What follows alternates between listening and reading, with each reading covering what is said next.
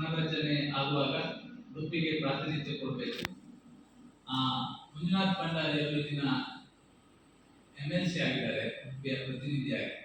ಇಲ್ಲಿ ಯಾರು ನಮ್ಮ ಸ್ಥಳೀಯರು ಯಾರು ಇಲ್ಲಿ ಸಚಿವರಿಲ್ಲ, ಅವರಿಗೆ ಒಂದು ಅವಕಾಶ ಕೊಡಬೇಕು ಅನ್ನುವ ರೀತಿಯಲ್ಲಿ ನಾವು ಇವತ್ತು ಈ ಒಂದು ಪತ್ರಿಕಾಗೋಷ್ಠಿಯನ್ನು ಕರೆದಿದ್ದೇವೆ.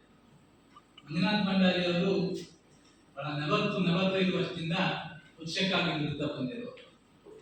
ಬಹುಶಃ ನ್ಯಾಷನಲ್ ಸ್ಟೂಡೆಂಟ್ ಯೂನಿಯನ್ನ 82ರಲ್ಲಿ ನ್ಯಾಷನಲ್ ಸ್ಟೂಡೆಂಟ್ ಯೂನಿಯನ್ನ ಡಿಸ್ಟ್ರಿಕ್ಟ್ ಅಧ್ಯಕ್ಷರಾಗಿ, ಆಮೇಲೆ ಇಂಡಿಯನ್ ಯೂತ್ ಕಾಂಗ್ರೆಸ್ ನಲ್ಲಿ ಅವರು ಸೆಕ್ರೆಟರಿ ಆಗಿ 1992ರಲ್ಲಿ ಪಕ್ಷಕ್ಕೆ ಕೆಲಸ ಮಾಡಿದ್ದಾರೆ.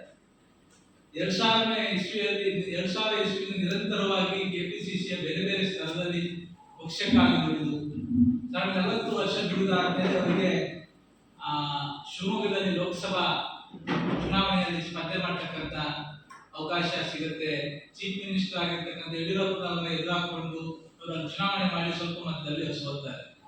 ತದನಂತರ ಅವರು ದಕ್ಷಿಣ ಕನ್ನಡ ಮತ್ತು ಉಡುಪಿ ವಿಧಾನ ಪರಿಷತ್ಗೆ ಆಯ್ಕೆ ಆಗ್ತಾರೆ.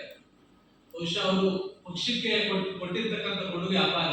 ಶಿವಮೊಗ್ಗದಲ್ಲಿ ಇರುವಾಗ ಅವರೊಂದು ಪಕ್ಷದ ಕಟ್ಟಡವನ್ನ ತನ್ನ ಸ್ವಂತ ಖರ್ಚಿನಲ್ಲಿ ಸ್ವಂತ ಕಟ್ಟಡವನ್ನ ಪಕ್ಷಕ್ಕೆ ಆಗ್ಬೇಕು ಅಂತ ನೆರೆಯ ಪಕ್ಷಕ್ಕೆ ಕಟ್ಟಡವನ್ನ ಕಟ್ತಾರೆ. ಬಹುಶಃ ಮಂಗಳೂರಿನ ಏನು ಪಕ್ಷದ ಆಫೀಸ್ ಇದೆ ಅದು ಕೂಡ ಅವರದ ದೊಡ್ಡ ಕಾಂಟ್ರಿಬ್ಯೂಷನ್ ಇದೆ. ಏನು ವಿಧಾನ ಪರಿಷತ್ನ ಆಯ್ಕೆ ಆಗ್ತಾರೆ, ಅವರೀಗ ಉಡುಪಿಯಲ್ಲಿ ಕೂಡ ಎಲ್ಲಾ ಬ್ಲಾಕ್ ನಲ್ಲೂ ಕೂಡ ಪಕ್ಷ ಸ್ವಂತ ಕಟ್ಟಡ ಹೊಂದಿರಬೇಕು ಅಂತಕ್ಕಂಥ ಉದ್ದೇಶವನ್ನು ಹೊಂದಿ, ಬಹುಶಃ ಈಗಾಗಲೇ ಅವರು ಬೆಂಗಳೂರು ಮತ್ತು ವಣಸೆ ಮತ್ತು ಕುಂದಾಪುರದಲ್ಲಿ ಕಟ್ಟಡ ಆಗಬೇಕು ಅಂತ ಹೇಳಿ ಅದನ್ನ ಶಂಕುಸ್ಥಾಪನೆ ಕೂಡ ಅವರು ಮಾಡಿರುತ್ತಾರೆ.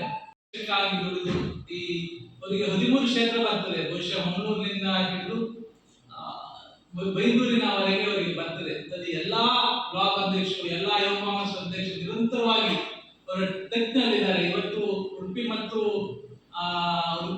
ಉಡುಪಿಯವರು ಆದಷ್ಟು ಕಾಂಗ್ರೆಸ್ನ ಎಲ್ಲಾ ಪಕ್ಷದ ಕಾರ್ಯಕರ್ತರು ಮತ್ತು ಬ್ಲಾಕ್ನ ಅಧ್ಯಕ್ಷರು ಏನಾದರೂ ಸಮಸ್ಯೆ ಆದಾಗ, ಏನಾದರೂ ತೊಂದರೆ ಆದಾಗ, ಅವರಿಗೆ ಏನಾದರೂ ಅನುದಾನ ಬೇಕಾದಂದಾಗ ಸಂಪರ್ಕ ಮಾಡಿದಾಗ ಪಕ್ಷದ ಯಾವುದೇ ಕಾರ್ಯಕರ್ತರು ಹೋದರೂ ಕೂಡ ಅವರ ಕೆಲಸವನ್ನ ಮಾಡಿ ಕೊಡ್ತಕ್ಕಂಥದ್ದು ಇಡೀ ರಾಜ್ಯದ ಎಲ್ಲಾ ಮಂತ್ರಿಗಳ ಲಿಂಕ್ ಇರ್ತಕ್ಕಂಥ ಒಬ್ಬ ವ್ಯಕ್ತಿ ಮಂಜುನಾಥ್ ಭಂಡಾರಿ ಅವರು. ಅವರಿಗೆ ಪಕ್ಷ ಅವರಿಗೆ ಸಚಿವ ಸ್ಥಾನ ಕೊಟ್ಟರೆ ಮುಂದಿನ ದಿನದಲ್ಲಿ 2028ರಲ್ಲಿ ಬಹುಶಃ ಅವರು ಇಲ್ಲಿ 5ಕ್ಕೆ 5 ಸೀಟು ಗೆಲ್ತಕ್ಕಂಥ ವ್ಯವಸ್ಥೆ ಆಗ್ತದೆ ಅಂತಕ್ಕಂಥದ್ದು ಇಲ್ಲಿ ಕಾರ್ಯಕರ್ತರ ಭಾವನೆ ಆಗ್ತದೆ. ಆದ್ರೆ ರಾಜ್ಯದಿಂದ ನಾವು ಮಂಗಳೂರಿನಲ್ಲಿ ಯುಟಿ ಖಾದರ್ ಮಾತ್ರ ಪ್ರತಿನಿಧಿಯಾಗಿ ಇವಾಗ ಸ್ಪೀಕರ್ ಆಗಿದ್ದಾರೆ.